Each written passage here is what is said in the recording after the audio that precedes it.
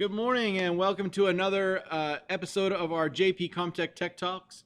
This is my Block 2 class and we are going through the Photoshop Basics tutorial. We're just finishing it up from yesterday. We got a little bit further than Block 1 class. I have posted the video to the website for you to look at. We were able to get through a couple different things. We talked about bridge, some of the basics of bridge. We went through our various different tools in Photoshop, talked about blemish removal, cropping, got into some adjustment layers and creating really cool effects with those adjustment layers. So for today's tutorial, we're going to jump right back into Photoshop again. I was working on some stuff with my Block 1 class and we are going to go through some of these different options. So we're going to learn a little bit how to duplicate some different objects in a photo. We're going to learn how to use the clone stamp tool, how to use the content aware fill, and how to duplicate items in an image. And then I'm also going to touch on the text tool. I missed that in my Block 1 session. We just ran out of time. So we're going to chat about the text tool really quickly in this class. So here we go. Without further ado, let us create a new document. So let's go to New Document. This time we're going to use the print presets like we have in the past for letterhead, but we want to use the landscape orientation. So we're going to go to the landscape toggle here. It switches it to a 11-inch wide document by 8.5 inches tall. Hit create and you will now have a lovely white document for you to get started with. The first thing that we are going to do, obviously we need an image to work with, so we are going to go to File, Place, Linked. If for some reason you've navigated away from these folders, we all made folders on our F drive, created a Comtech Block 1 folder, and you should inside your Photoshop Basics folder have the images that you need to work with. I'm going to jump into our Block 2 folder because that's going to have your guys' images so we don't get things too confused. We finished image 1 and we finished image 2, and we are now going to use this summer landscape JPEG to create a duplicate tree. So just double click on this image and it should bring it up for you. Couple different things to remember. Until you've placed this image in and actually saved the change, you can still scale it. So in this case, we're going to just scale it up proportionately here and get rid of the white on the top and the bottom. It's good composition to kind of move this over a little bit. Creates a bit of a rule of thirds kind of concept. Makes it just look nice and clean instead of the tree getting cut off. Once you've got this placed where you want it, you're just going to hit enter and that will accept that change and it'll place that image in for us onto the page. Now, we want to create a second tree, but we're going to try and create it just a little bit smaller and over in this left-hand area of the screen. I'm going to show you with the next tool how to duplicate stuff identically, but this is the way that I would create a selection and move it over to create a new object that's a little bit smaller that I can actually change the size of and go forward with that. Is there some questions, gentlemen, that you need help with?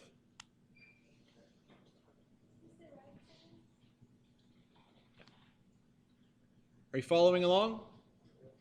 Yeah, we're good? Okay, here we go. So, to create a new layer, the first thing we need to do is we have our original, and we want to keep our original there, but we need to make a duplicate. So we can either right-click and duplicate, or I like to just drag this down to the New Layer button here, and it creates a new layer for us in the same location right on top. We are going to use a mask function to cut out all the stuff around this tree so that we can take just the tree and move it over. So you could take the lasso tool and try to go around every branch, but we're wanting to be a little bit more generic.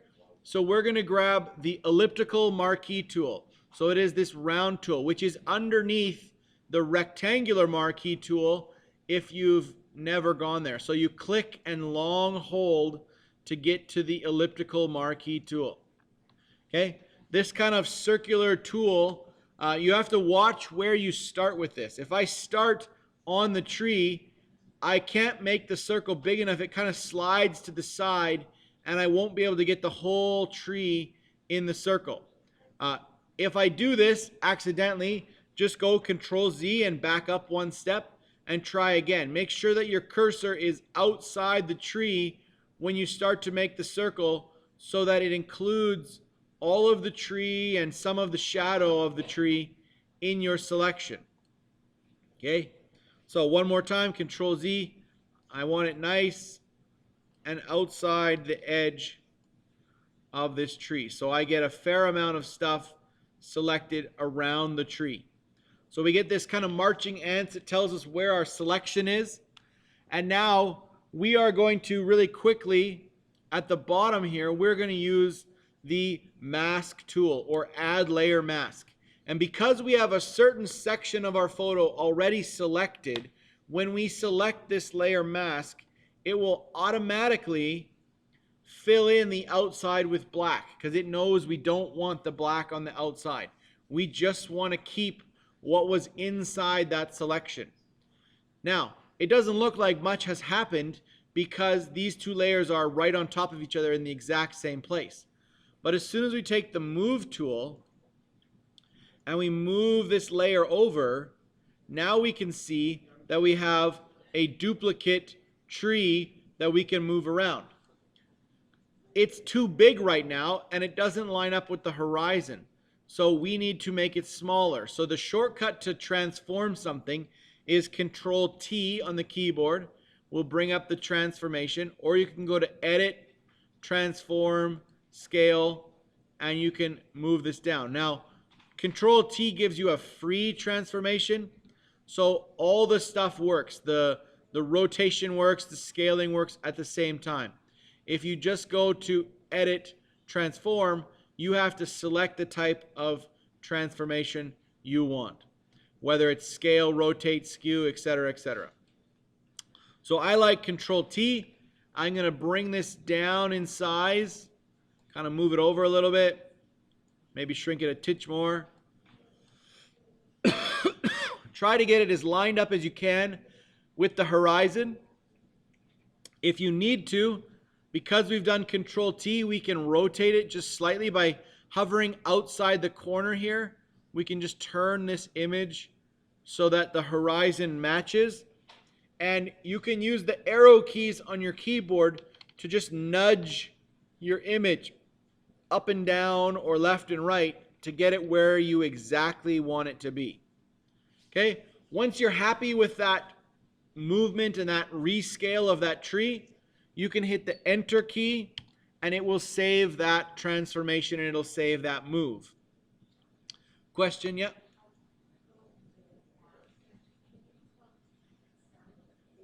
Can I start over and go slower? Sure, I would be happy to start over and go a little slower.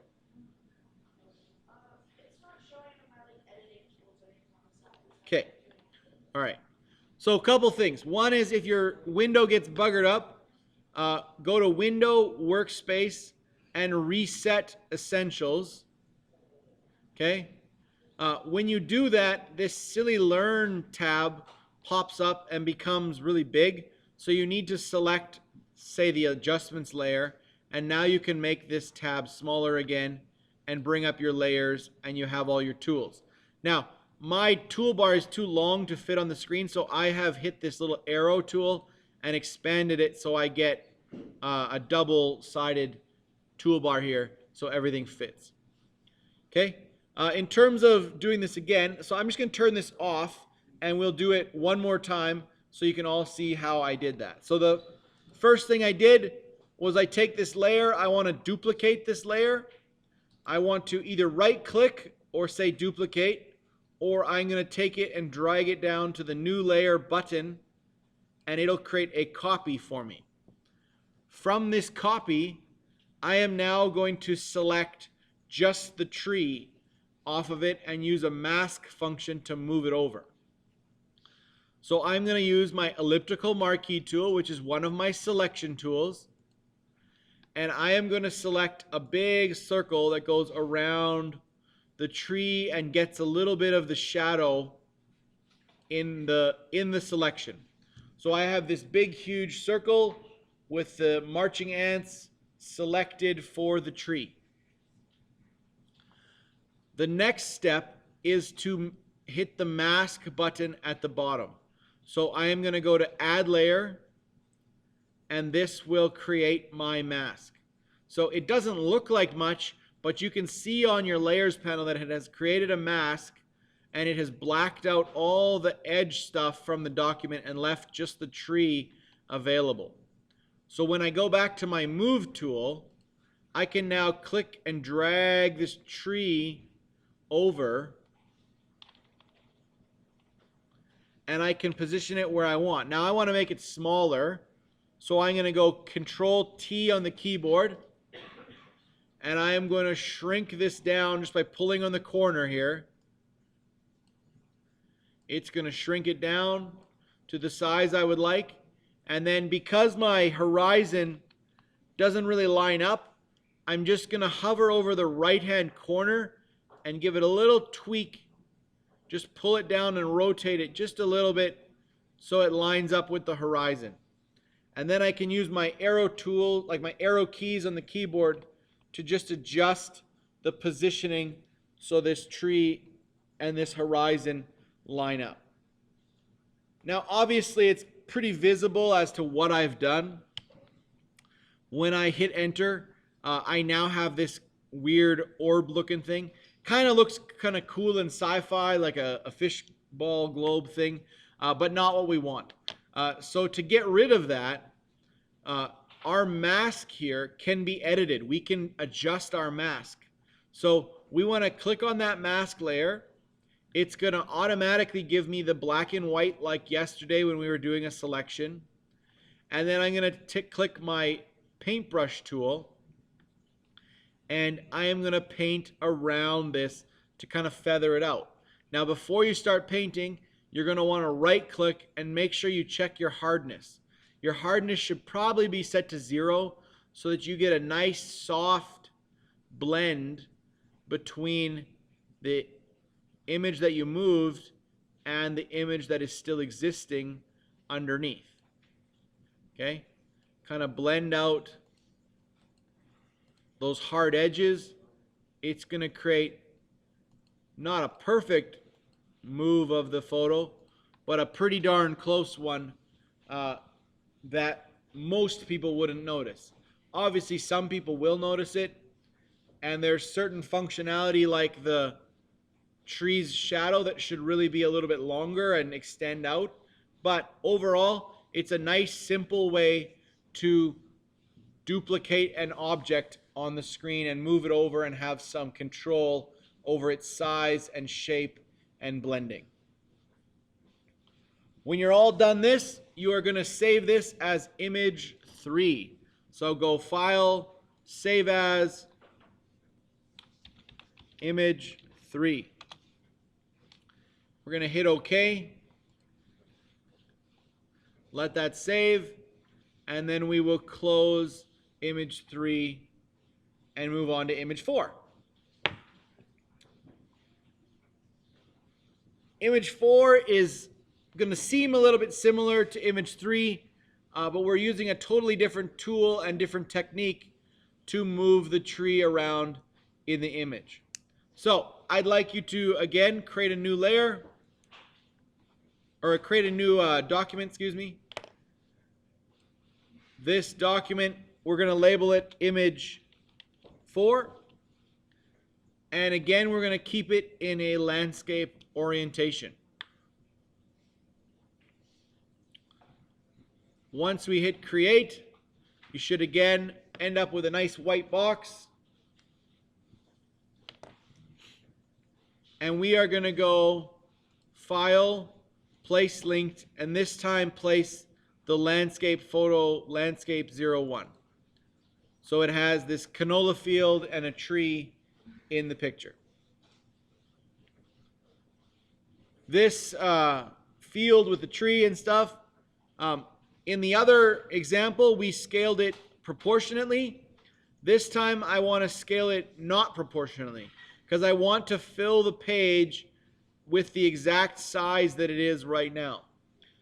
In order to do that, you could hold the Alt key and it would scale things top to bottom and we'd be able to fill it up. But now we're losing the sides of our image. So we want to hold the Shift key on the keyboard. We want to hold the Shift key. And we can then bring in these sides of our image so we don't lose them. Or vice versa, if you had it the other way around, when you placed your image in there, you could hold Shift and just pull up the top and pull down the bottom. And this extends the picture a little bit, spreads it out, but I think it works good for this image size and for this demo that we're doing. Okay, so our goal is to move this tree from the left-hand side to the right-hand side of the image. So after I've pushed enter, I have my image. Well, the tool I want to use is what's called the clone stamp tool. So the clone stamp tool, if I hover over my little thing here, it shows me how you can basically duplicate chunks of the image. It creates another version of it exactly what the cursor is hovering over. So when I select that clone stamp tool and I come over to my image and I get all excited and ready to go and I make my first click, it gives me a warning saying I can't define it because it's, for one, it's a smart object, and two, I haven't defined where I want to start looking at. And because it's a clone stamp, it has to reference a certain area of your image, and then it will recreate that in the new place that you are painting. So, two things. We need to rasterize this layer. So we need to flatten it out. So we're going to right click on it, say rasterize layer. And then we are now going to, we have our clone stamp tool selected. We're going to come over to the tree. I'm going to make it a little bit bigger, my brush, just using the right arrow, the right square bracket key. Make it a little bit bigger. I don't want it to be quite the full size of the tree. I just want it to be, I don't know, say 2/3 of the size of the tree. When I hold the Alt key on the keyboard, my cursor will change and it will become this little crosshair thing. I want to line that up with the tree stump, trunk, and the horizon. And when I click my mouse, it will now make a selection and it'll tell the computer, I want you to move everything that was where those cursors was to the new location that he places his mouse. So in this case, we're going to take everything that was here and we're going to move it to the far side of the image. So we're going to line up the horizon as best we can, and then we're going to click and start to paint. And if you notice, you can see the little crosshair on the left-hand side of the screen is copying everything to the right-hand side of the screen. Now, I'm just going to keep going around a little bubble, make my copy, and then I realize this horizon looks a little funny. So I'm actually going to extend my horizon to the edge of the document and then let go. And now by doing that, I've created this new version of the tree and I've kind of extended the horizon off into the distance. Now, it's clearly not perfect. There's a bit of a darker set of cloud or darker set of sky around this tree that you'd have to deal with. So, two things. One, you could start over, try to select a little closer to the tree and not extend it so far outside. Or another way is to now take your Alt key and I'm going to select a little bit of the sky right here, and I'm just going to paint in a little bit of the sky with my nice soft brush, just clicking multiple times. Now if I start clicking on top of the tree, it's going to extend this tree again, and that's not what we want. So we're going to back up a bit, and we need to alt click on this side of the tree in order to kind of fill in this lighter blue on that side of the tree. Now we can agree that it's sort of blended a little bit better, but I still have this tree on this side that I wanted to get rid of. So now what I can do is I can alt click again on the horizon, and when I move over here, I line up my horizon again, and I'm going to paint away this original. Now if you noticed, it started to show up again because I didn't unclick. So when you start to paint, it will remember what was originally there. So I could literally move this whole image over one couple inches just by doing that, because it would remember where everything was in the original spot. If I let go while I'm clicking and I paint the tree away and then I let go and then I keep going, now when I go past where the tree was, it's no longer copying the tree, it's copying the new background that I created with the blue sky. Okay? You could also copy these little wispy clouds. Click Alt, click on the little clouds, move over here, and you can create another little bit of clouds. Or maybe you want to create a chunk of this big huge cloud here. You just got to be careful. As you get close to the edge of the screen, it's going to give you this sharp edge, which obviously doesn't look very effective. Okay? So that is the clone stamp tool. Super effective for moving objects around, creating those kind of duplicate little extra flowers, or maybe taking a pattern and recreating it custom to give you lots of different options with your images.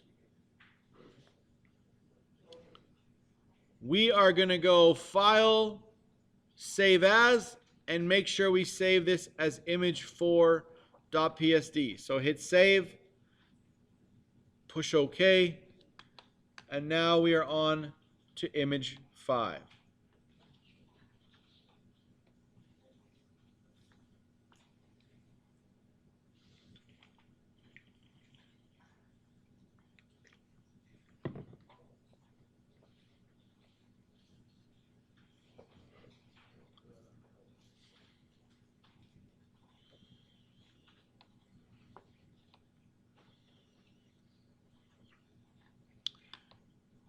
Image 5, so we're going to go File, New again, and this is going to be called Image 5.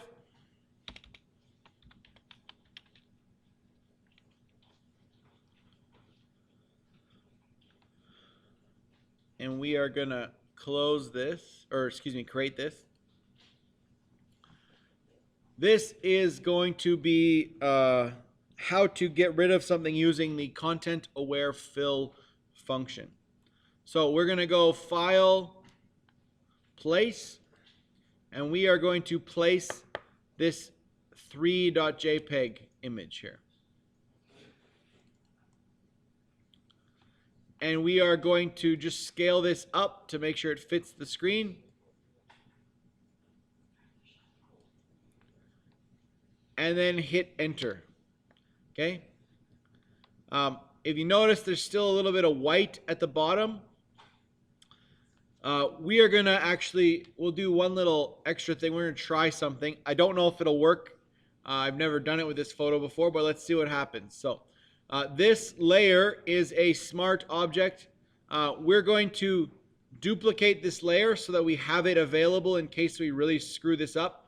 Plus, it gives us an idea of where we started, and then we can compare and contrast how our adjustments affected our photo. So take this, let's make a duplicate, just drag it down to the new layer, make that duplicate copy, and now this duplicate copy that we made, we're going to right click and rasterize that layer to flatten it out so that we are good to go.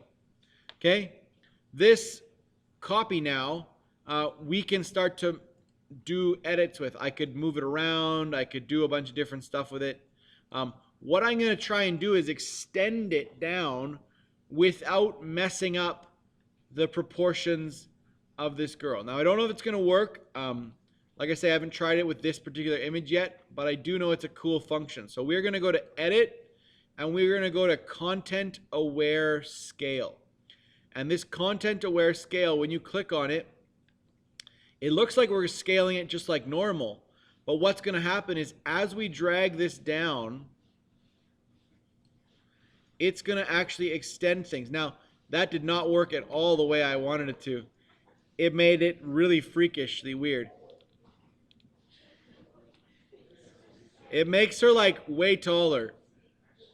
So if you look closely, if you hold the Shift key and you scale this down, it's actually adding space between the posts, and it does a really good job of the fence, and it makes the fence look pretty realistic, and the grass gets extended really well, but this poor girl just kind of gets kind of freaky weird. So I would advise maybe not using that function.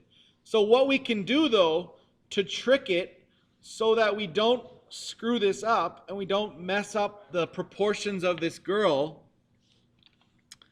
is you could potentially you could create a selection here that would select only a portion of the picture. So you could actually take this rectangular selection and you could select just the bottom chunk of this picture. And when you do your edit content aware scale, it would now, whoops, hang on. Hold shift, Mr. Wright, hold shift. You could scale this down, and as much as it looks a little weird, you'd be able to get the background the right size, and then everyone watching the magic, you could mask out this top layer and expose the bottom layer so that you'd be able to get, you could take out these legs that don't really match. So now she's standing in the grass, and then I would be able to now take my clone stamp tool, and I could actually paint in some of this grass back into this image to fix it up.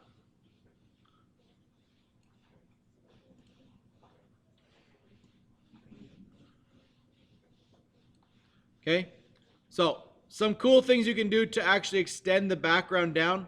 That actually looks better than I thought it would. That actually worked pretty good.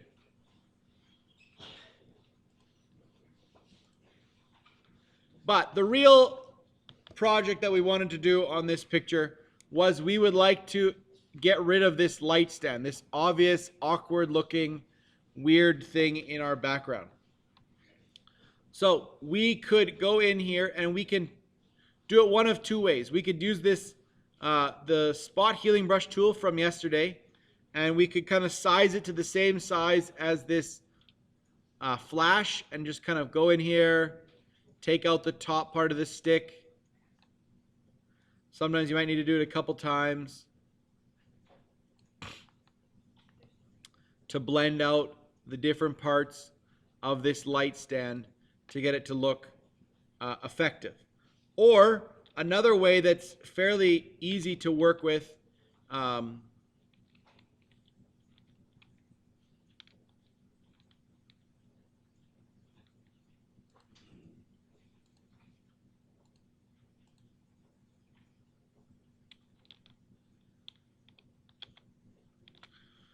another thing that's fairly easy is what we would call the content aware fill.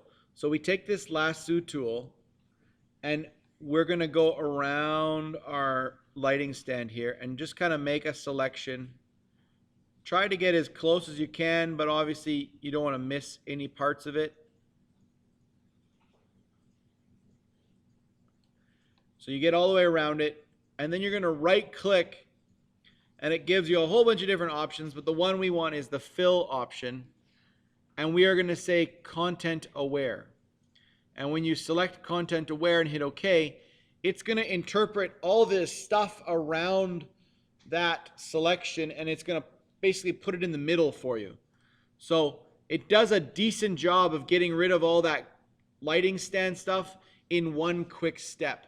And you end up with a fairly good photo. Now, the lines in the lawn are a little wonky, but no one's going to notice that. They would have noticed the weird lighting stand, but they're not going to notice what we did here. So just so we can see what we did, you can actually take this top layer.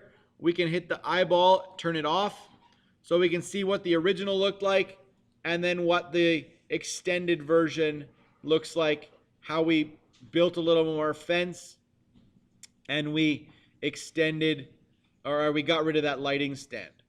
Okay, so this we are going to save as image 5. So file, save as image 5. Oops. Hit save. And then we will get on to the last image for today, which is image number 6. So you can close these ones if you haven't already done so, and create our last new document for the day. This is image 6. We're going to keep it as a landscape one more time. So hit create. And here we go with our last image. Now in my first block class, I did a example using a picture of a girl jumping on a white background and showed some of the stuff to do with layer overlays and stuff, which is cool, and I'll show you guys quickly, but it didn't look maybe as good as I had planned, so I think we'll change the way we're going with this. A couple things with Adobe. If you have a white background and you'd like to change that white background, you have a few different options. One, you can use the gradient tool or the paint bucket tool to create a new fill. So in this case I have green selected and this is my gradient. I could draw a line and I would get a nice gradient, or I could redraw the same line and kind of move it over or shuffle it or have it go at an angle. I could fill my background with a gradient. Or I can select the paint bucket tool and I could just fill the whole background. Now in this case, because my background had a gradient, it wants to fill it like in chunks. So that's not ideal. So I'm just going to back up a little bit, get rid of the gradient, and then fill the whole layer with the same color. Now that's great, but sometimes you want to be able to edit your background or blend it or do different things. And so you actually don't want to just mess up the original background layer. You want to create a new layer that is a solid color. The easiest way that I've found of creating a new layer that's a solid color that is editable, not just a painted layer, is to actually create a shape.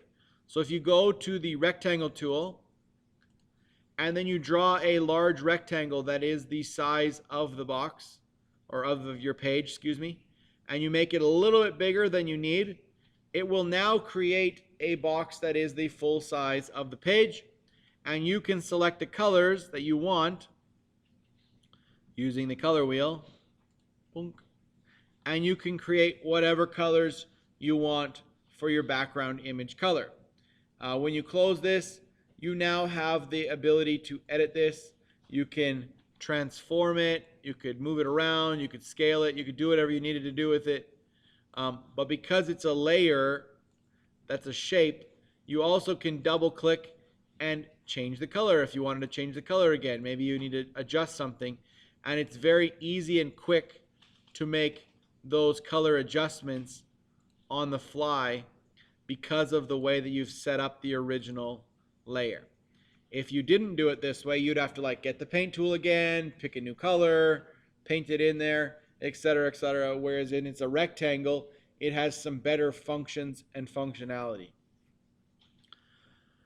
This layer now, we're going to place an image over top of it. So we're going to go File, Place Linked, and we are going to place this image of the girl jumping over top of it.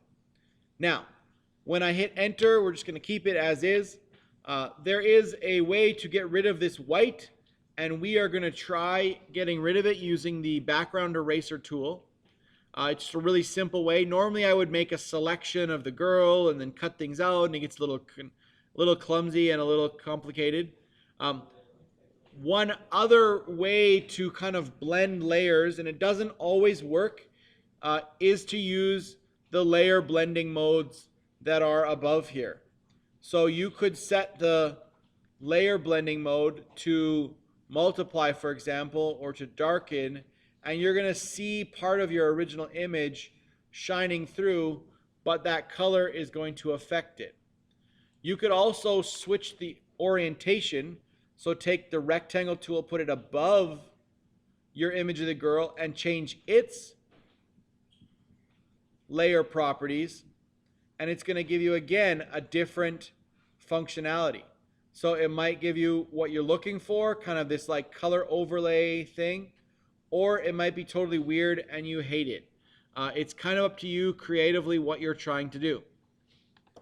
We're going to try and cut her out really, really easy without having to use a complicated selection and stuff. There's a couple ways to do it. One is the background eraser tool. So if you go into this background eraser tool, or you can even use, I think the magic eraser works as well, but we're going to try the background eraser tool. And when you do this, unfortunately you have to rasterize this layer. So you need to flatten it out. So the image of the girl, we're going to have to right click and say rasterize layer. You can then make your brush bigger, right, using the right-hand bracket, right-hand square bracket, I should say. And if I'm not mistaken, where you click the first time is where it will start to erase that specific color. Now, I would select the tolerance to be like pretty limited, so say 4%, because we only want it to select the white that we select, not shades that are really close to white. If you increase the tolerance a lot, anything that's close to white will also get erased and deleted. So in this case, now when I start to click, I simply just go around here, and as I go around, the background will disappear generally, and we can get rid of it. For the most part, everything disappears. Now, because my tolerance is set so high, or so low, I should say, or whatever you want to call it, so strict, it's starting to miss certain colors. Certain portions of the white aren't getting taken away. I can let go of my click, and I could click again on one of these tones that's still remaining and try to work that out, or I can do a different setting on my tolerance. So maybe I need to bring my tolerance up a little bit so that when I come through here, it takes out more of those tones. So you can bring your tolerance up till you start to get rid of all the different stuff that you were hoping to get rid of in the first place.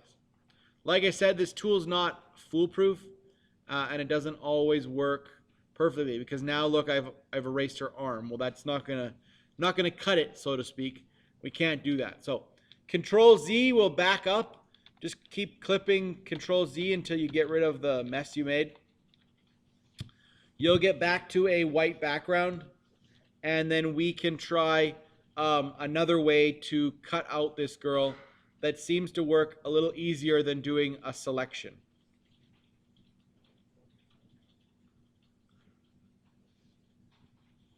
So similar to what we did with the tree, we're going to create a mask, but we want to create a mask that is a little more detailed. And a trick that I've found, it only works when working with white and black objects like this, where it's very definitive colors. And I'm not 100% certain what it'll do with her toe here, but we're going to find out it should be kind of fun.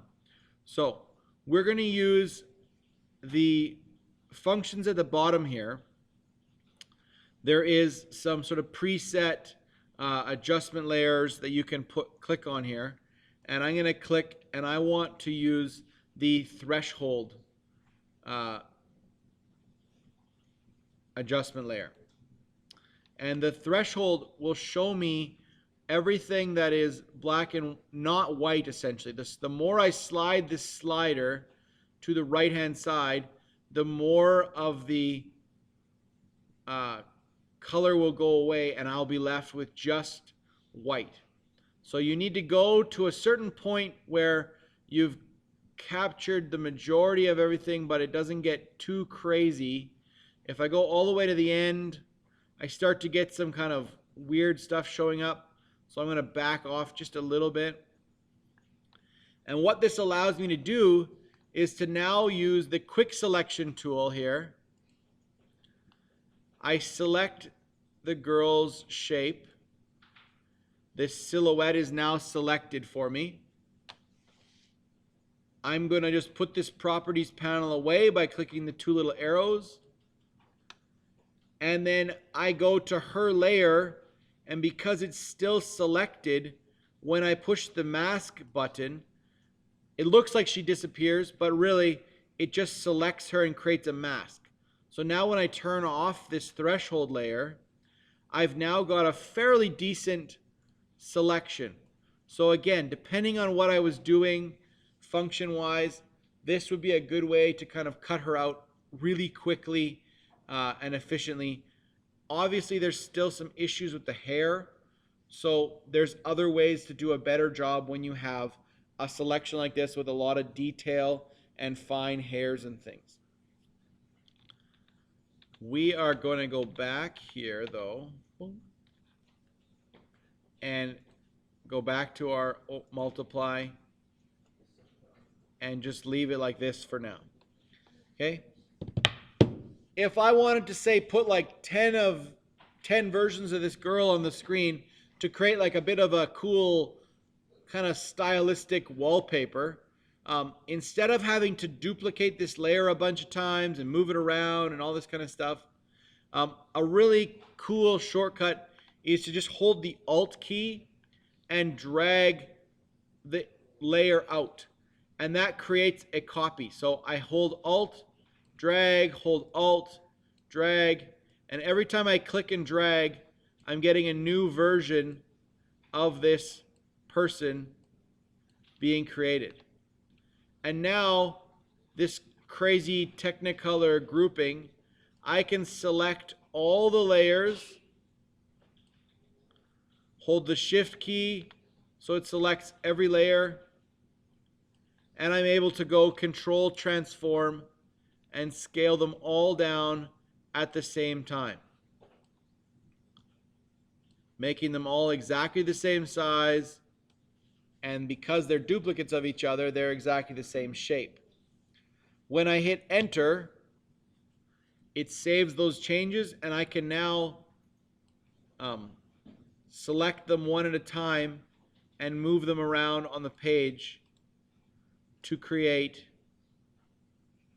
my image that I'm looking for. I'm selecting the different layers by right-clicking, and it gives me an option of all the layers that I'm clicking on.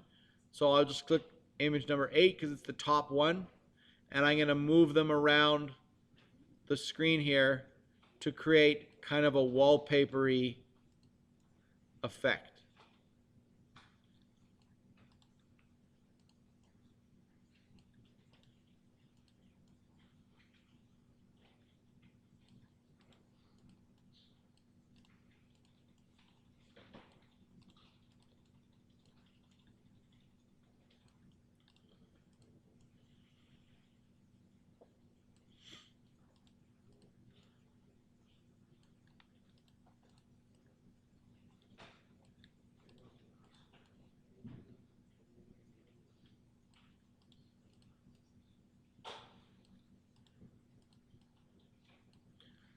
Okay. So this creates like a fun kind of wallpaper effect.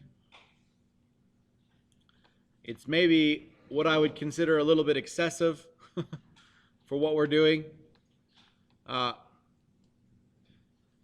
it shows you how to make duplicates of an object very quickly by simply using the Alt click and drag.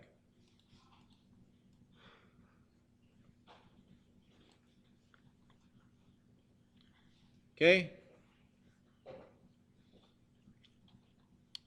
We are going to get rid of these 3 versions on the right hand side here. And you can do it a few different ways. You can click and select and kind of try to grab them, and it will select those layers, but it also grabs the rectangle layer, which is kind of not what we want. So the best is just to select the individual layers you want to get rid of. Make sure you've selected the right layers. You can kind of wiggle them, and then you can either turn them off with the eyeball one at a time, or in this case, because we just want them gone, we could delete them and just hit the delete button for the recycle bin, and away they go. So we end up with 6 dancers, and we are now going to put the word dance on the right hand side with text. Okay? So there's a couple ways you could do it. You could take the horizontal text tool, click here. By default, it gives you like whatever the last font size and shape you used. In this case, it's way too small. So we're going to type our word dance, and then we are going to highlight this word dance and make the font much, much bigger. And we are going to change the font type.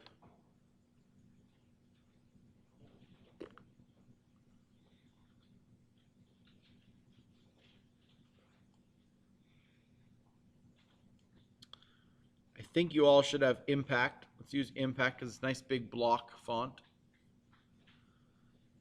And then if you notice, this word dance doesn't really fill the screen, and it's not very big. But text in Photoshop, just like text in Illustrator and in InDesign, is what's considered a vector text. So it's editable and resizable basically infinitely. If you rasterized it, it would not be infinite. You would be stuck. It would be flat. But in this case, we're going to go Control T, and we are going to scale this up a bit. So we are going to take our dance word, Control T. We are going to rotate it. And if you hold the Shift key when you rotate something, it will stay at normal increments. Otherwise, it just kind of goes all over the place. So the Shift key, we're going to go 90 degrees, drag it down here, and then we are going to scale up the bottom, and it stays nice and proportionate, and we get the word dance. Now, if we like the sizing and shape of it, but we don't like the font color, we can double click on this T here. It will select everything that's in that layer, and we can now go to the color here for the font and select, say, white, for example, and it's going to give us a much nicer contrast for this image. Okay, so that is sort of basics of text, layout, rotation, duplicating objects within an image, creating a background color, a whole bunch of different sort of basic functionality in that image number 6. We are going to stop today with regards to Photoshop. We're not going to add any more to this. You've got enough images. You've got enough basics. So if you like the videos, obviously please subscribe. Send us your questions, your comments. If you have things you'd like us to make videos about, please send those requests in so that we can make those videos for you and get you to learn Photoshop quicker, faster, and better. For today, thanks again.